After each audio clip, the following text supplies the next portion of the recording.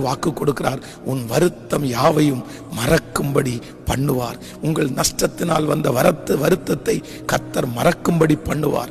தோல்வியினால் வந்த வருத்தத்தை கர்த்தர் மறக்கும்படி பண்ணுவார். இந்த வசனத்தை வாசிக்கும் போது ஒரு 2 காரியத்தை ஆண்டவர் என்னுடைய இருதயத்திலே ஞாபகப்படுத்தினார்.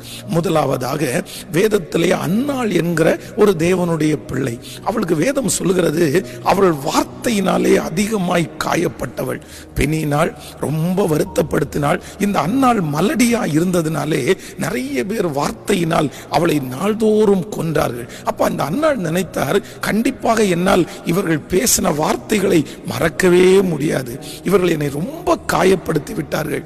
ஆனால் கர்த்தர் அன்னாளுக்கு ஒரு சாமுவேல் என்கிற ஒரு பிள்ளையை கொடுத்து அந்த வருத்தத்தை மறக்கும்படி பண்ணினார். நான் நம்புகிறேன், இன்னைக்கு இந்த சத்தத்தை கேட்கிற அன்பு ஆண்டவருடைய பிள்ளைகளை, ஒருவேளை நீங்கள் நினைக்க